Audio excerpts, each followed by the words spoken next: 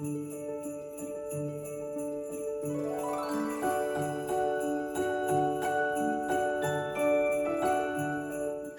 I'm Cathy Carlino. I'm here in Scriber, Ontario, and you're in my kitchen. We're going to have some fun today making some very traditional Italian donuts. They're called Nocatoli.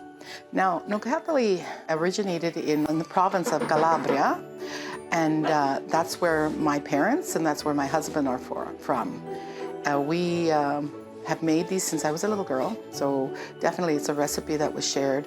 My mother's mother to my mother and her to myself, and I've shared this with my children as well. Traditionally, Nocatoli are made either on, we start St. Martin's Day, which is November 11th, and we make cipoli. You've seen me make those for you before, as well as the Nocatoli. So that's when it starts and pretty much signifies the start of the Christmas season for us. Then we would make them again on December 8th. It's the feast day of Mary. Again, any excuse for food for Italians, we're going to make something special for each feast day. And then of course we would make them just before Christmas. So I want you I'm going to try to go really slow and show you step by step how this is made, and maybe one day you'll make it yourself, or otherwise just stop in. You can have some at my house.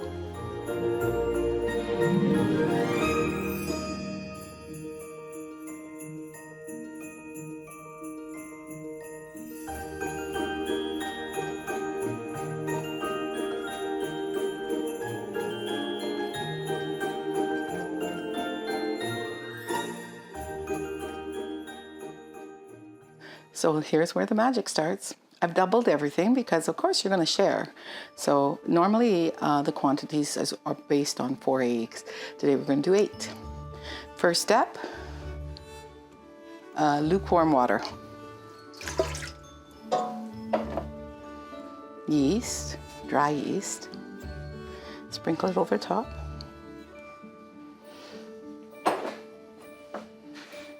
Sugar, sprinkle that over top of the yeast. I know some people like to add the yeast right into their flour and miss the step, proofing. I always do the proofing separate because I just find it'll tell you if your yeast is fresh. You should start to see bubbles forming, and we're going to wait and see when that happens. So now you can see it's dry. The sugar on top kind of weighs down the yeast, and it's already starting to bubble. In the meantime, we're going to go ahead and break our eggs. We have a sugar in a separate bowl, and the reason is we're going to melt the sugar with the eggs. So first, my mother always taught me, break your eggs in a separate bowl to avoid any skins in the actual baking. So let's get that done.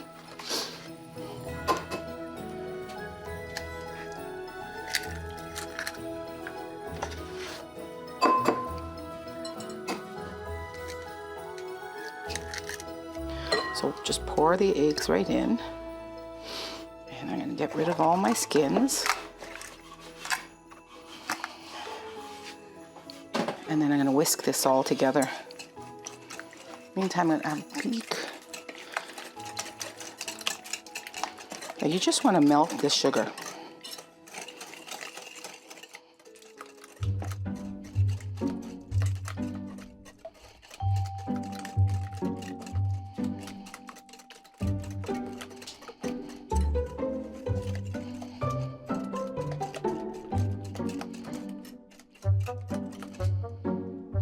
You should feel that there's no sugar left at the bottom. It should all just kind of get melted. And you know what? The result's going to be just better. I love when we're baking and they say, "Why do you do that?" Oh, my mother did it. Good enough reason, right?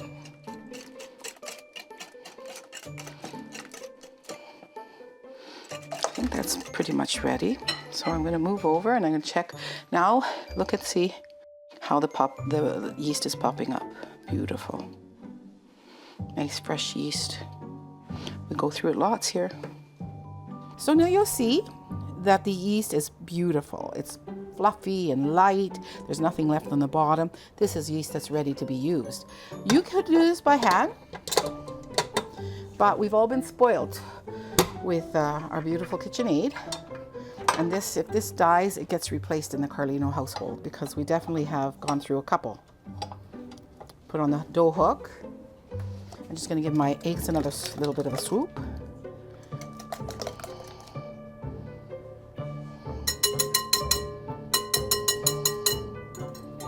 Okay, I don't need the whisk anymore, that's gone. I'm going to pour this into my yeast. Always a little blessing.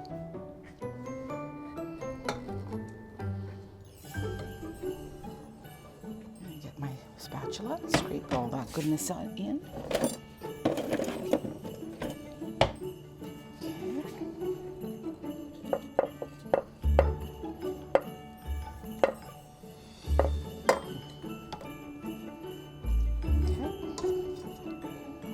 There. I need 1 cup of oil. It's usually half a cup. We're doubling everything.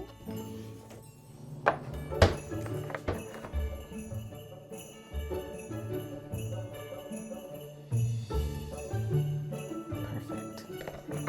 And I just use vegetable oil for this. Pour that in. We're going to spoon in slowly. I'm going to throw in a couple before we start, just so that everything gets amalgamated.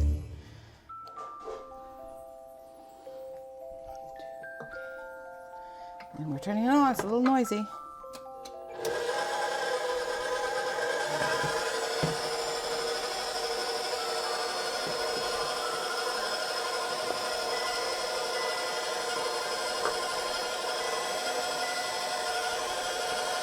I'm just going to wait until all the flour is kneaded in for the ball of dough. As long as you get your liquid measurements bang on, you should have very little kneading. But at the end, you always pull it out of the bowl and just give it a little knead, a little love. So you'll see that the dough is lovely. And we take a piece and we're going to roll it out into a rope, rolling this beautiful dough. I find it very therapeutic to roll dough. Okay, I'm gonna cover my wooden spoon. I always had a wooden spoon when we were kids. Didn't always like it, but we always had it. Squeeze it down, roll it off, and then pull it straight. These are going to rise, and you just keep repeating the process.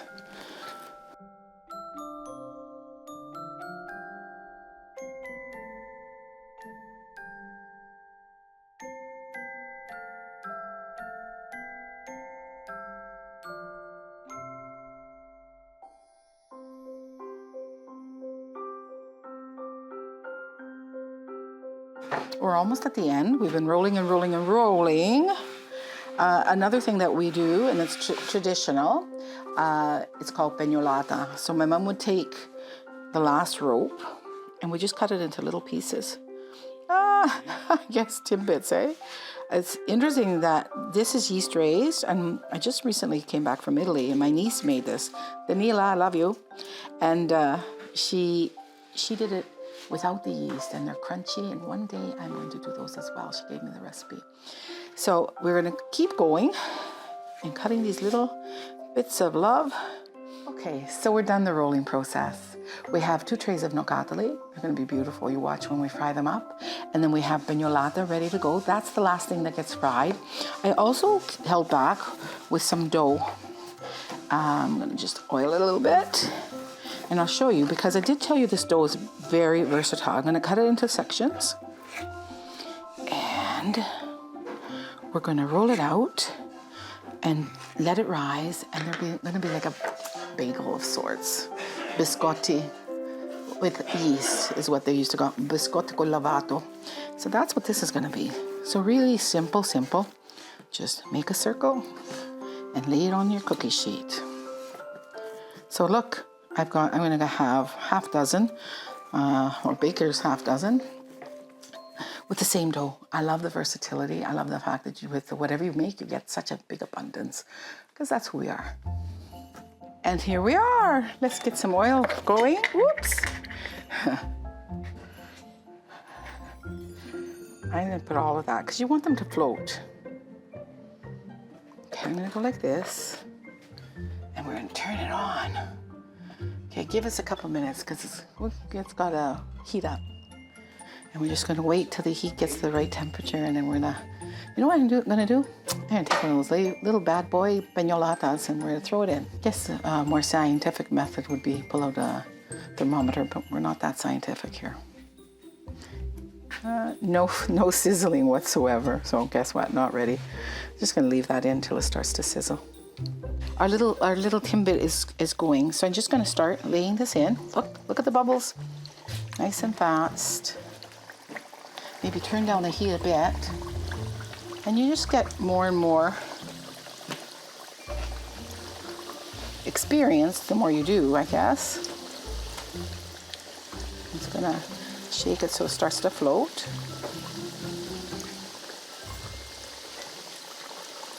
Beautiful. Told you, like donuts. See how buoyant they are? That's the secret that you did a good job. The other secret is when people eat them and enjoy them.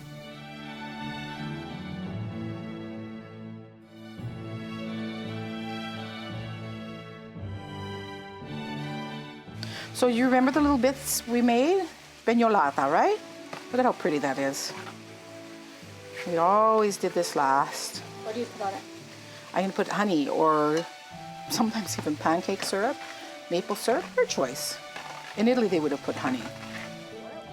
Done. It's gonna go fast. This is gonna go fast. Just pour it over those hot, lovely bits of dough. I need to wait. You think more?